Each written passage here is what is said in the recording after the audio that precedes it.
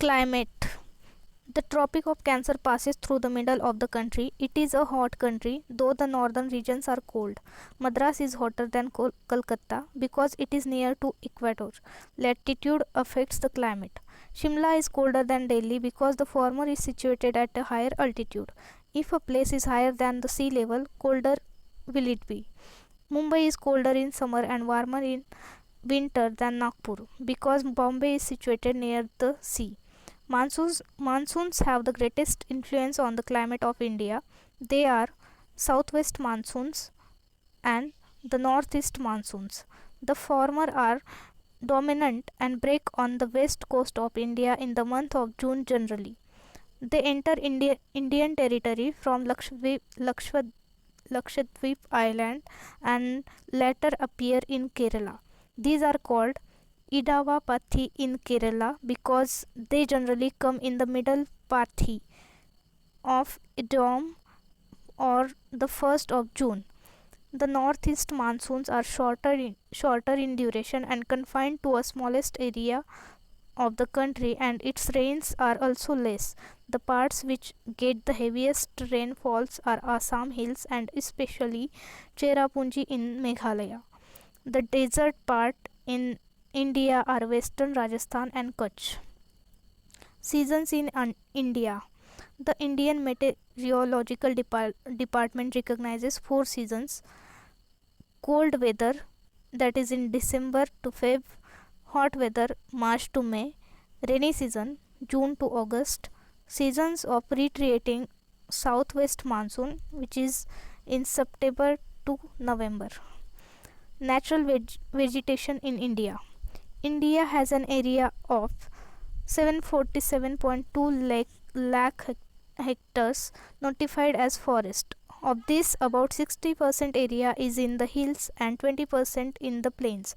Based on Botanical Survey of India, the flora of India can be divided into 8 floristic regions based on its wide climatic conditions, from the torrid to the Arctic.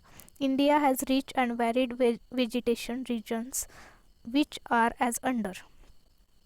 1. Western Himalayas. It extends from Kashmir to Kumaon.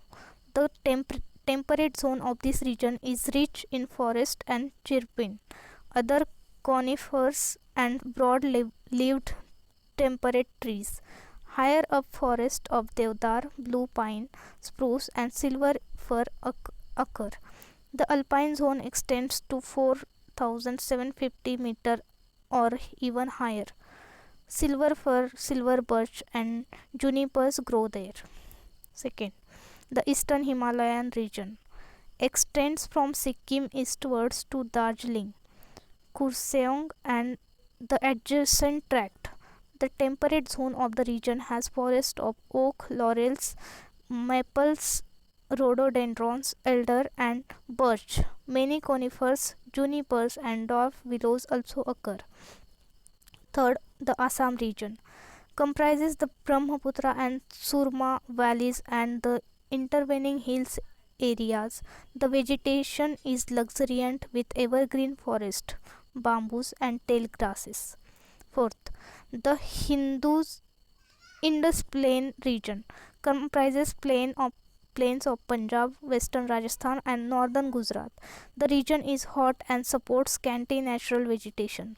Fifth, the Gangetic Plain region covers the area from Aravalli ranges to Bengal and Odisha. Only small areas support forest of widely differing type.